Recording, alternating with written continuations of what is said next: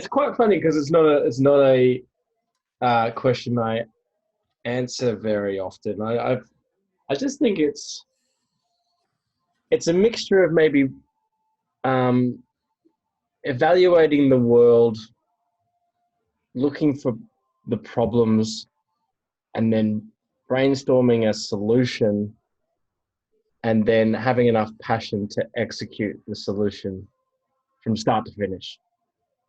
Uh, I guess if you combine all of them and you do it right, and you stuff up many times, eventually something works. And I guess then that might fit you into the sphere of an entrepreneur. But um, I've only done two businesses, and I've only started to do two businesses, and I feel I'm only going to call myself an entrepreneur when I start the third, and then I think I could be in that thing, in that world. But at this stage, I'm just someone trying to make things work and not work 9 to 5.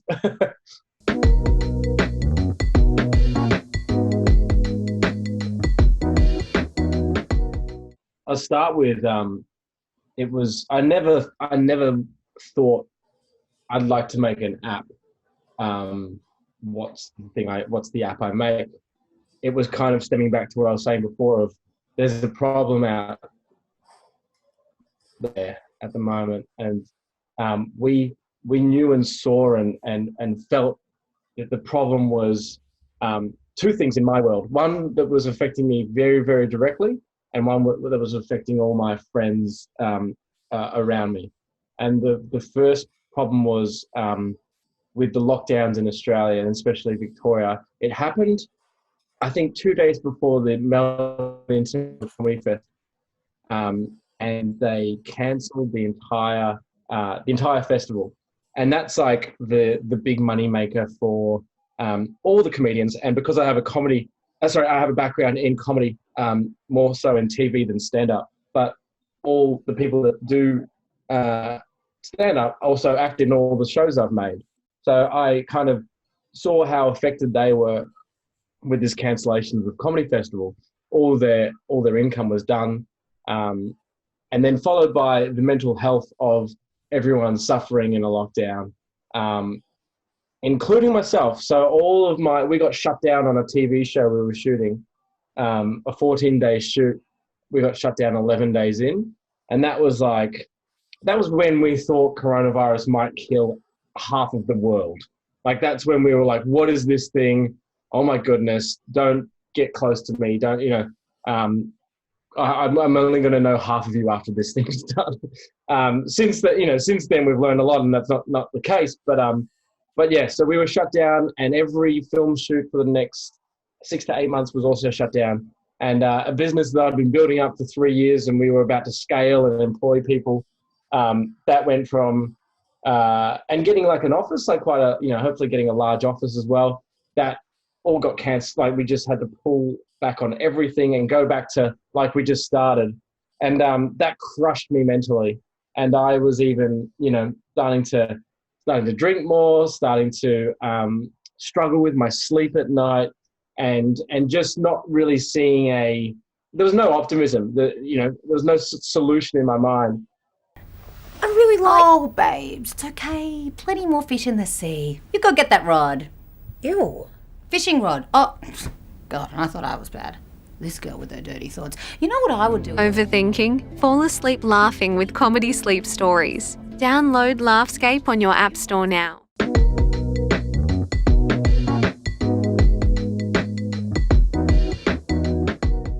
It's helping people fall asleep and laughing and smiling, and people getting messages that people in hospital when visiting hours are over put it on, and it's really making their mood better. And one of our friends, I can't tell who because I don't think this is best practice, but one of my friends is her mum is a psychologist, and sent her a text today saying, I just recommended Laughscape to a client. And I wrote back, that must be bad practice, because, there's no science behind it, and you're telling, and there's no confidentiality agreement you've just broken two things. But no, we're only 3 days in, and I think we've almost had 2,000 downloads, and we haven't even really done any PR yet. So it's crazy, absolutely crazy, Hans.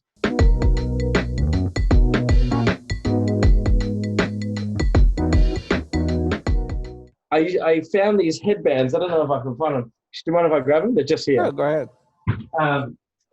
We got these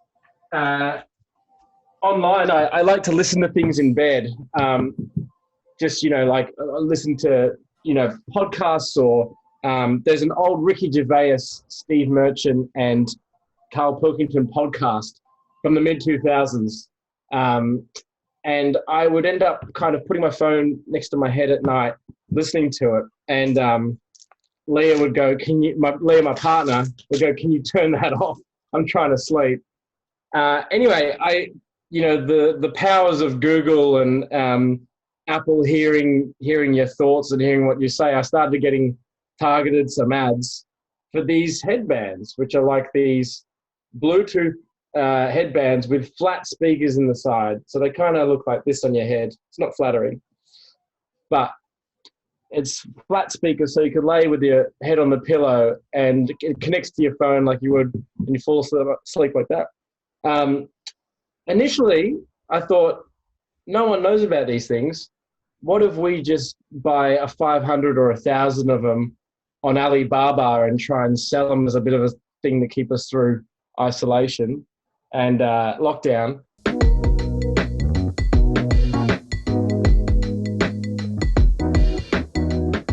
And Leah one day goes, "What if we made the thing that people listen to as well?" And I said, "That's a silly idea. That sounds expensive, and I don't know how that's going to work." And then I listened to a couple of the meditation apps, the American ones, and I thought it was so serious. I couldn't buy into it. The meditation of, focus all your energy in your shoulder and all that kind of stuff. I couldn't buy it. It just didn't compute for me. And my thoughts were already off, thinking of, I wonder what Ricky Gervais would say in the next podcast.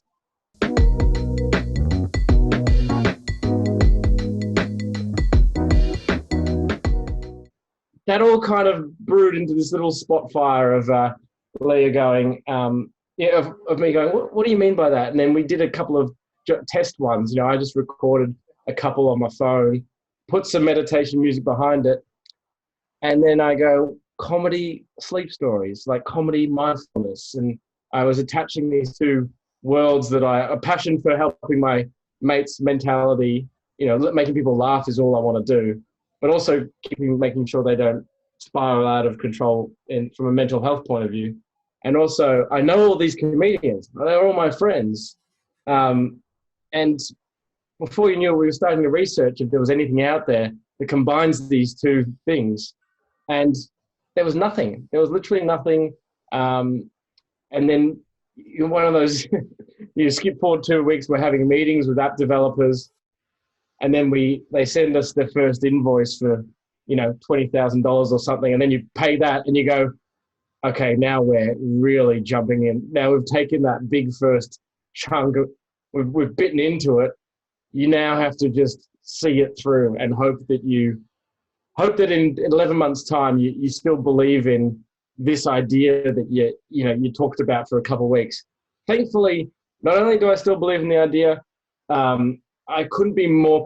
My passion for it has like doubled and tripled, and it was released 4 days ago, and we've had I've never had better feedback in my life on a project.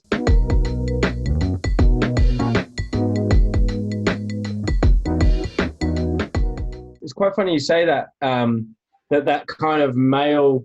This is the real kind of core of what we were, I guess, trying to create a product that makes kind of mindfulness cool for manly men, for the kind of the tradesmen, the guys who are on rooftops building houses.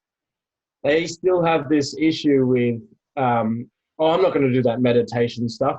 But also, there's some of the people that are struggling mentally the most. Like suicides are much more prevalent with men than women. Women, I don't think women. We don't have to sell the idea of mindfulness and meditation to women. It's there. Like they are accepting of that is an important part of their life. Men still aren't finding that thing, and we're really hoping with this that if this is doing nothing for you, if you're doing nothing for your brain here, maybe even drinking at night to kind of, as a bit of escapism or something, and then at the other end of the spectrum is full blown meditation. This Laughscape app is almost like your stepping stone of like we're not being serious about it. We're just kind of using the fundamentals of very calm, relaxing music. 25, 35 minutes of a comedian going on some long-winded fictional journey with a lot of description but it's not like they're not doing stand-up jokes. So you're not they're just it's preventing you from, it's almost like stopping you from overthinking and all the thoughts in your own head, and it's like transitioning your energy and your thoughts just into listening to wherever this story may go.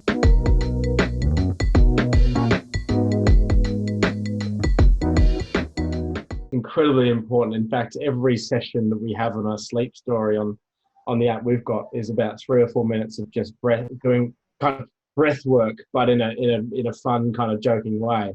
But we're definitely mentioning the breath, because you're so right. People forget it fixes almost every problem from your neck up. Can almost be 10%, 15% fixed with some breath work.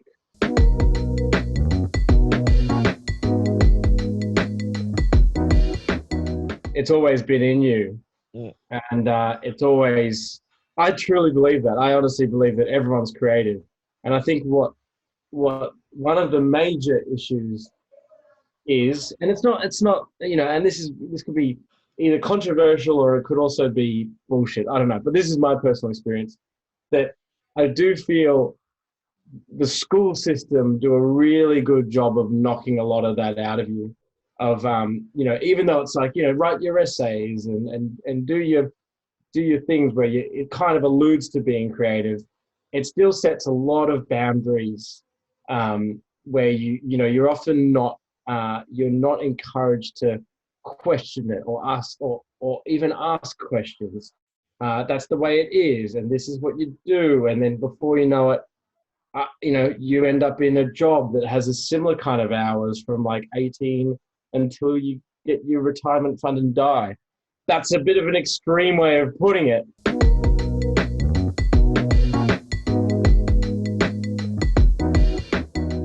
I do honestly think that, I've got 2 daughters now, and I'm really going to instill in them that question everything, because I think if you question things, then, not to be and don't be annoying about it, but don't also think that if anyone says that's how we do it, it's probably they probably haven't asked the question themselves.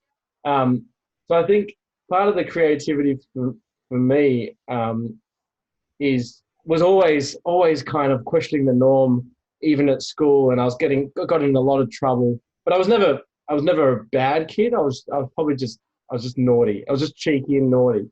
But I was always going, this doesn't feel right. Like, either a better way of doing it or I don't know. I would always do, so that would be one thing. And then I guess finding maybe more practical is finding exactly where is your most creative part of the day, or where is the place you find yourself most creative. So I know I pretty much have a little rule in my mind when I'm writing like scripts for TV or any creative writing work. If it hits midday, I'm done. From midday onwards, my creative, my like recharge. My brain's used. It's used up until midday, and then the second half of the day becomes more tasks, like things that don't require as much creative energy. I love writing at cafes. I'm that jerk in the cafe window with a laptop that orders one latte and sits there for 3 hours because I love that kind of the ambience of a cafe. I love being able to look up and, I write a lot of observational humor, a lot of character-based stuff.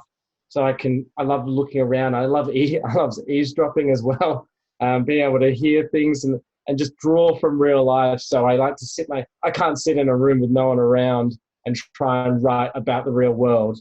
I like to go out there and write there. So that took a bunch of years of sitting in a room with a blank script or a piece of paper, and then wondering why I would go back to YouTube.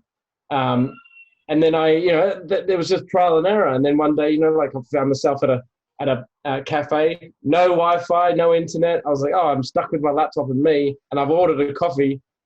I may as well do something. And I started writing. And then, so that's how I found my creativity. I found it by just, learning by trial by error, questioning everything. Obviously, get your inspiration from the people who have done it before you. Your Ricky Gervais's, your Dave Chappelle's, your Jim Jeffries, and all that. You get all that inspiration, and then got to try and harness it and just do it. It's gonna suck. It's gonna suck for a while. It's gonna suck for years probably, and then it'll start getting not as bad, and then it could even get good. I'm trying to find the good bit. I think it's gonna come soon, but I've thankfully got all the real bad stuff out the way by just like committing to the process for years, really. Yeah, and then the old patience, don't give up. People want things too fast now, and the persistence beats talent. Sometimes you can persist for long enough, you beat the talented people who don't persist.